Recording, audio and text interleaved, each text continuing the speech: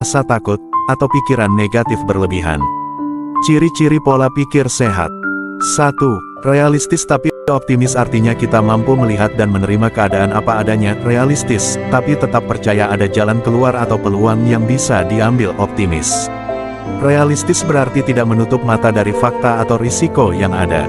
Kita mengakui kekurangan, tantangan, dan hambatan secara jujur. Optimis berarti tetap punya keyakinan bahwa hal baik bisa terjadi jika berusaha, dan selalu mencari sisi positif dari situasi.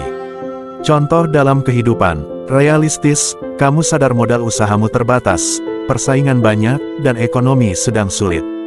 Optimis, kamu tetap memulai usaha dengan strategi kecil tapi konsisten, dan percaya bisa berkembang. Kenapa penting punya pola ini? Kalau hanya realistis tanpa optimis, kita bisa jadi pesimis dan takut mencoba. Kalau hanya optimis tanpa realistis, kita bisa gegabah dan meremehkan risiko. Menggabungkan keduanya membuat kita berani melangkah tapi tetap hati-hati. 2. Fokus pada hal yang bisa dikerjakan, artinya mengarahkan pikiran, tenaga, dan waktu hanya pada hal-hal yang memang berada dalam kendali kita, bukan membuang energi untuk memikirkan hal yang tidak bisa kita ubah. Penjelasan sederhananya, dalam hidup, ada 2 lingkaran. 1. Lingkaran kendali, hal-hal yang bisa kita atur atau ubah sendiri, contoh, tindakan, sikap, kebiasaan, rencana. 2. Lingkaran di luar kendali, hal-hal yang tidak bisa kita atur, contoh, cuaca, opini orang lain, masa lalu. Fokus yang sehat adalah mengusahakan yang bisa kita atur, dan menerima yang di luar kendali dengan lapang dada. Manfaatnya, 1. Pikiran lebih tenang, karena kita tidak memikirkan hal sia-sia.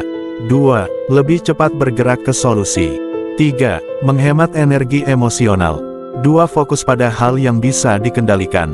Fokus pada hal yang bisa dikendalikan artinya kita mengarahkan pikiran, tenaga, dan waktu hanya pada hal-hal yang memang berada di bawah kendali kita, bukan menguras energi memikirkan hal yang tidak bisa diubah. Intinya, yang bisa dikendalikan, tindakan kita, sikap kita, keputusan yang kita ambil, dan usaha yang kita lakukan. Yang tidak bisa dikendalikan, masa lalu, cuaca, pikiran orang lain, atau peristiwa tak terduga. Kalau kita terus fokus pada hal yang tidak bisa dikendalikan, kita akan lebih mudah stres, merasa lelah secara mental, kehilangan motivasi. Sebaliknya, kalau kita fokus pada yang bisa kita atur, kita lebih produktif, merasa punya kendali atas hidup, lebih cepat menemukan solusi. 3. Menerima kegagalan. Menerima kegagalan sebagai pelajaran artinya melihat kegagalan bukan sebagai tanda bahwa kita tidak mampu, tetapi sebagai proses belajar untuk memperbaiki diri dan mencoba